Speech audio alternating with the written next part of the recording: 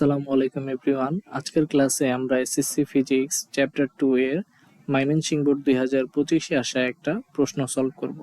তো দেখো কি বলা হয়েছে, এ থেকে বি এর দূরত্ব 1350 মিটার। একটি গাড়ির 1 মিনিটের বেগ, দূরত্ব এবং সময়ের তালিকা দেওয়া আছে। আচ্ছা, তো আমাদের বলছে এক্স এর মান বের করতে। খেয়াল করলে দেখবে যে এখানে এক্সটা কত পর্যন্ত দেওয়া আছে, 40 সেকেন্ড থেকে গাড়িটা 60 সেকেন্ড পর্যন্ত যে দূরত্ব অতিক্রম করেছে সেটাকে এক্স দ্বারা ডিনোট করা হয়েছে। তাহলে আমাদের বের করতে হবে যে এই যে 60 মাইনাস 40 অর্থাৎ 20 সেকেন্ডে গাড়িটা কতটুকু দূরত্ব অতিক্রম করেছে এইটা আমাদের বের করতে হবে। ওকে, তাহলে খেয়াল করলে দেখবে যে 40 থেকে 60, এখানে গাড়িটার বেগ কত ছিল, 30। তাহলে 50 সেকেন্ডেও 30 ছিল, 60 সেকেন্ডেও 30 মিটার পার সেকেন্ড, অর্থাৎ 20 সেকেন্ড গাড়িটা সমবেগে অতিক্রম করেছে। তাহলে আমরা কি লিখতে পারি? আমরা লিখতে পারি এখানে সমবেগ v equals to 30 metre per second, total time হচ্ছে তার 20 সেকেন্ড। অতিক্রান্ত দূরত্ব s equal to x equal to what? আমরা জানি, দেখো সমবেগের বেলায় আমরা কি সূত্র জানতাম, s ইকুয়াল টু vt, তাই না? তাহলে v এর ভ্যালু দেওয়া আছে হচ্ছে 30 এবং সময় হচ্ছে 20।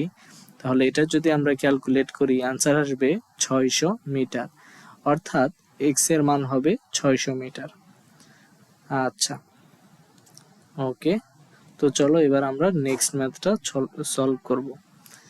আচ্ছা, এই ম্যাথে বলা হয়েছে যে গড় ত্বরণ যদি, ধরো গাড়িটার গড় ত্বরণ যদি 0.75 মিটার পার সেকেন্ড হয়, গাড়িটির গড় ত্বরণ যদি 0.75 মিটার পার সেকেন্ড স্কোয়ার হয়, তাহলে গাড়িটা এ থেকে বি স্থানে পৌঁছাতে পারবে কিনা। আচ্ছা, খেয়াল করলে দেখবে যে এ থেকে বি এর টোটাল অতিক্রান্ত দূরত্ব কত ছিল। এ এবং বি নামে দুইটা স্থান আছে, তো এই দুইটা স্থানের দূরত্ব হচ্ছে 1350 মিটার। এই দুইটা স্থানের দূরত্ব হচ্ছে 1350 মিটার। তো বলতেছে গাড়িটার ত্বরণ 0.75 মিটার পার সেকেন্ড স্কোয়ার যদি হয়, তাহলে দেখো গাড়িটার আদিবেগ কত। গাড়িটার আদিবেগ হচ্ছে 0, গাড়িটার আদিবেগ হচ্ছে 0 মিটার পার সেকেন্ড। হ্যাঁ, গাড়িটার আদিবেগ হচ্ছে 0 মিটার পার সেকেন্ড। তো টোটাল পথটাই যদি, অর্থাৎ পুরো 1 মিনিট জুড়েই যদি সে এত ত্বরণ অতিক্রম করে, তাহলে এ থেকে বি অর্থাৎ 1350 মিটার দূরত্ব সে অতিক্রম করতে পারবে কিনা। আচ্ছা, তাহলে আমরা লিখতে পারি যে ত্বরণ এ ইকুয়াল টু দেওয়া আছে 0.75 মিটার পার সেকেন্ড স্কোয়ার, আদিবেগ ইউ দেওয়া আছে 0 মিটার পার সেকেন্ড, সময়টি হচ্ছে 60 সেকেন্ড। তাহলে সে এতটুকু ত্বরণে কত পথ অতিক্রম করতে পারবে? তাহলে আমরা লিখতে পারি s equal to u t plus half a t square.